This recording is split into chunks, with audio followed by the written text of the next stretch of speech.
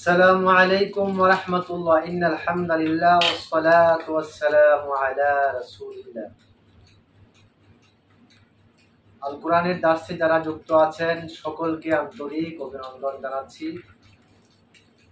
বন্ধুগণ, আজকে আমরা সূরা বনী ইসরাঈলের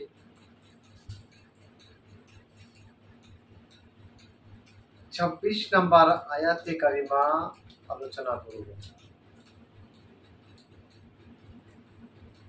আল্লাহ সুবহানাহু ওয়া তাআলা এই আয়াতে কারিমায় আমাদেরকে নসিহত করছেন কয়েকটি বিষয় সম্পর্কে।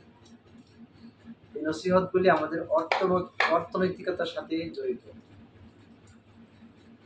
মানব জীবনের অর্থ একটি গুরুত্বপূর্ণ বিষয়। অর্থ ছাড়া জীবন চলে না।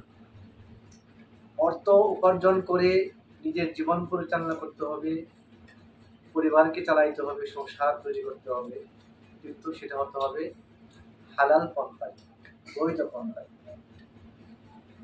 কোরআন কারীম এমন একখানা কিতাব, যে কিতাবে তিবিয়ানান লিকুল্লি শাইইন আল্লাহ সুবহানাহু ওয়া তাআলা প্রত্যেকটি বিষয় খুলে খুলে বর্ণনা করেছেন। আমরা কিভাবে আমাদের জীবনটাকে সাজাবো, পরিচালনা করব, কিভাবে উপার্জন করব, আবার কিভাবে খরচ করব, ব্যয় করব। অধিক ভোগবাদিত হওয়া যাবে না, এটি শয়তানের লক্ষণ। এই কথাগুলি আল্লাহ পাক বলেছেন। অর্থ সম্পদ থাকলে কিছু অর্থ আমাদের নিজের জীবন ধারণের জন্য যেরকম খরচ করতে হবে, তেমনি ভাবে আমাদের মালের উপরে, অর্থের উপরে আমাদের সমাজের অনেকেরই হক আছে। গরিব, মিসকিন, এতিম আল্লাহ পাক আমার আপনার সম্পদের মধ্যে তাদের অধিকার রেখেছে।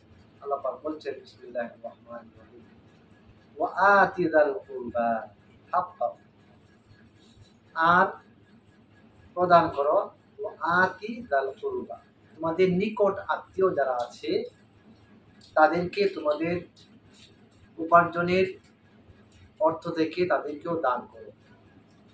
হাক্কাহু, তাদের অধিকার আছে। ওয়াল মিসকিন, এবং মিসকিন, অসহায়, দরিদ্র। মিসকিন বলা হয় ওই সমস্ত ব্যক্তিদেরকে যাদের অর্থ তো নাই, এমনকি থাকার ঘর বাড়ি পর্যন্ত নাই, সম্পত্তি নেই, তারা হচ্ছে মিসকিন, মাসাকিন, ভাসমান।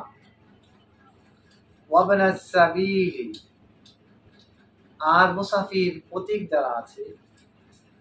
মুসাফির অসহায়, সে যত বড় ধনী হোক, কিন্তু সে যদি মুসাফির অবস্থায় অর্থশূন্য হয়ে পড়ে, তাহলে তাকেও দান করা, তাকে সহযোগিতা করা, এটা একটি ইবাদত। আল্লাহ পাকের হুকুম, আমরা তাদেরকে সহযোগিতা করি। আল্লাহ পাক এর পরের অংশে বলেছেন ওয়ালা তুবাযিল তাবযীরা, আর তোমরা অতিরিক্ত অপব্যয় করো না, অতিরিক্ত অর্থ খরচ করো না, অর্থহীন কাজে। এমন ভাবে খরচ করতে হবে যেন মিতব্যয়িত হয়। আর অতিরিক্ত খরচ করা, প্রয়োজনের অতিরিক্ত খরচ করাটা এটি অন্যায় এবং গুনাহ। এই ব্যাপারে আল্লাহ তাআলা আরো বলেছেন, বিসমিল্লাহির রহমানির রহিম, ইন্নাল মুবাযযিরিনা কানু ইখওয়ানাশ শায়াতিন। নিশ্চয়, ইন্না নিশ্চয়, খুব তাকিদের সাথে আল্লাহ বলেছেন, ইন্নাল মুবাযযিরিন যারা বেশি খরচ করে, প্রয়োজনের তুলনায় অতিরিক্ত খরচ করে, অপচয় করে, সম্পদে যে কোনো বিষয়ের টাকা পয়সা অপচয় করে, নিজের জীবনের অপচয় করে, সময় অপচয় করে, তারপর মেধার অপচয় করে, তারপর অপচয়ের আরো অনেক বিষয় আছে, জ্ঞানের অপচয় করে, বুদ্ধির অপচয় করে, এভরিথিং, প্রয়োজনের অতিরিক্ত যা হয়। ইন্নাল মুবাযযিরিনা, নিশ্চয় অপচয়কারী, কানু, তারা হচ্ছে ইখওয়ানাশ শায়াতিন, শয়তানের ভাই।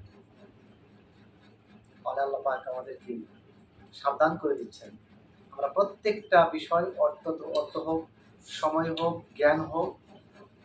আজকাল দেখা যাচ্ছে পানিরও আমরা অপচয় করি। বিদ্যুতের অপচয় করি, আমরা প্রয়োজনের অধিক আমরা বিদ্যুৎ খরচ করি, অথচ এই দেশের জন্য কিন্তু বিদ্যুৎ বিশাল একটা সম্পদ। বিদ্যুতের মাধ্যমে আজকে অর্থনৈতিক তালিকা শক্তি টিকে আছে।